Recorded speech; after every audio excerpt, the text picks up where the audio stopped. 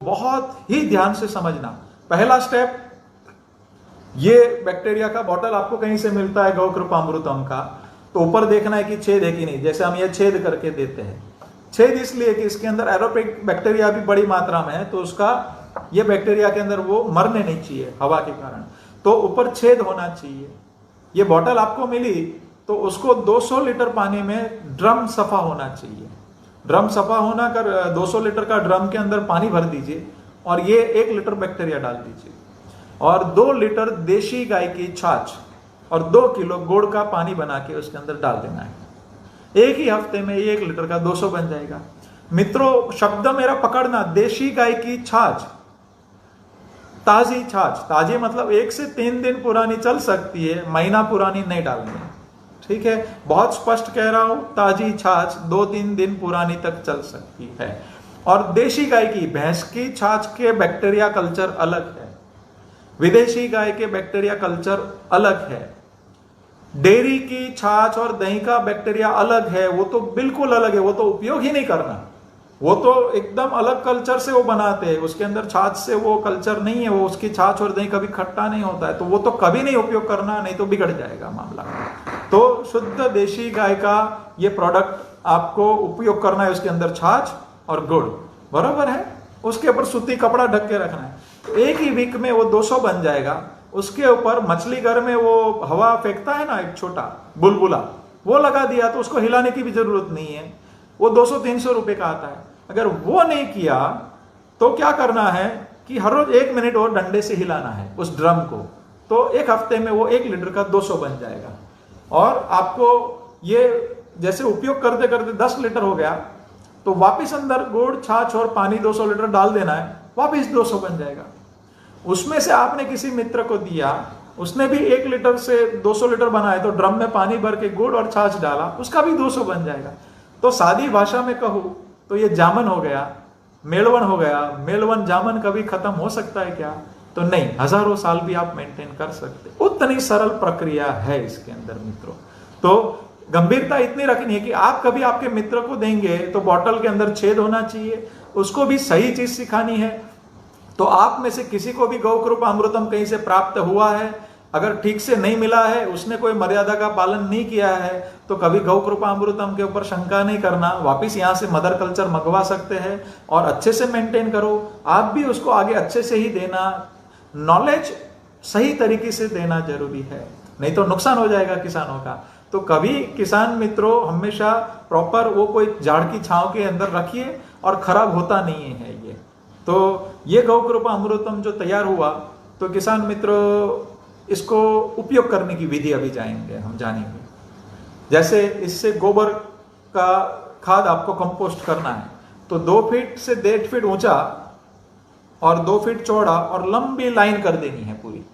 लंबी लाइन करके मतलब कोई पेड़ के नीचे चलेगा, कोई गड्ढा करने की जरूरत नहीं है, कोई स्ट्रक्चर बनाने की जरूरत नहीं है, कोई पेड़ के नीचे या ग्रीन नेट के नीचे वो आपने पूरा उसका ढक बना दिया और उसके ऊपर थोड़े छेद करके ये गौकृपामृतम 20 लीटर से 40 लीटर छिड़क दीजिए, तो 4 रुपए का गौकृपामृतम हो गया। गुड़ का ही खर्चा है, ये हम निःशुल्क दे रहे, उसका कोई कीमत है नहीं मित्रों। तो वो छिड़क दिया, उस गोबर को गीला रखना है, चाहे आप ऊपर ड्रिप लगा दो, चाहे आप ऐसे ही रखो। तो पूरा का पूरा गीला आपने मेंटेन किया तो 45 डेज, 30 से लेकर के 50 दिन में जैसी सीजन, तो वर्मी कंपोस्ट जैसा अच्छा खाद बन जाएगा। और पूरा कार्य ठंडक प्रोसेस में होगा, ठंडी प्रोसेस में। देखो नहीं तो बड़ा ढक होगा गोबर का, उसके अंदर हाथ डालेंगे तो गर्म होएगा। तो गोबर के अंदर 1200 कंपाउंड है, तो गर्मी होते ही काफी कंपाउंड उड़ जाते हैं, तो ये ठंडी प्रोसेस में काम होगा। तो कोल्ड प्रोसेस के अंदर काम होने के फायदे क्या है? तो गोबर के अंदर 1200 जो कंपाउंड है उसके अंदर विटामिन B12 भी पेट भर के, जैसे दूध के अंदर विटामिन B12 पेट भर के है, लेकिन उसको जैसे ही गर्म करो 50% उड़ जाता है कंपाउंड। तो वैसे ही गोबर के अंदर विटामिन B12 पेट भर के है, तो उसके अंदर देखा जाए तो ये विटामिन B12 से लेकर के सारा अगर मेंटेन रखना है, तो गौकृपामृतम से आपने उसको कंपोस्ट किया, तो कंपोस्ट किया तो वो अच्छे से वो कंपोस्ट हो जाएगा, उसके सारे कंपाउंड मेंटेन रहेंगे। तो 45 दिन के अंदर जो खाद तैयार हो गया उसको खेत में डालने का, ये सेकंड स्टेप हो गया। पहला स्टेप कैसे बनाना, इजी 5 चरणों की बात है, 5 स्टेप की बात है। पहला स्टेप हमने बोला बनाना, दूसरा स्टेप बोला खाद को कंपोस्ट करना, सुपाच्य स्वरूप में बनाना। तीसरा स्टेप गौ कृपा अमृतम का एप्लीकेशन, कितना डालना है। तो खेत के अंदर फर्स्ट टाइम प्रति एकड़, 1 एकड़ में 1000 लीटर बहा देना है। 1000 लीटर बहाएंगे तो 30 साल पुराना यूरिया का लेयर भी परत जमी हुई है, सिर्फ 1.5 महीने में तोड़ देगा। फिर हर पानी के साथ 500 लीटर बहाना है, तो वो पूरा का पूरा डोज होते होते पूरा बैक्टीरियामयी जमीन हो जाएगा, और फिर पूरी जमीन ही आपकी 6 महीने से 1 साल में बदल जाएगी।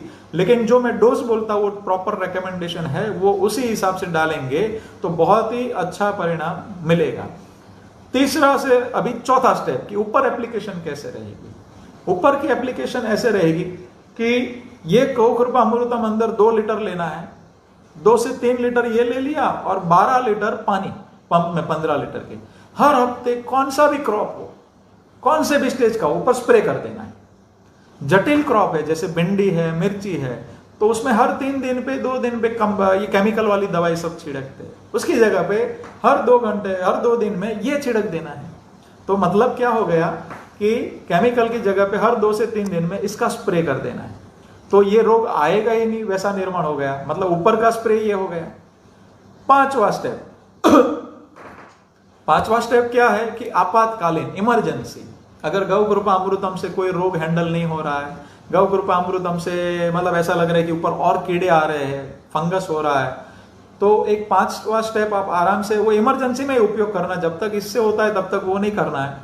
जैसे आपको एक घड़े में, तांबे के घड़े में थोड़ी छाछ भर के रख देनी है, या फिर कोई भी आपका प्लास्टिक का ड्रम हो, किधर भी छाछ अंदर कर दो, पुरानी करो, उसके अंदर थोड़े, अगर प्लास्टिक के ड्रम में रखा है तो थोड़े कॉपर के टुकड़े डाल दो अंदर, तांबा, तो कॉपर के टुकड़े और छाछ अपना रिएक्शन करके 45 डेज उसको रहने देना है। फिर वो 1 साल तक चलता रहेगा, जितना पुराना होगा उतना अच्छा होता जाएगा।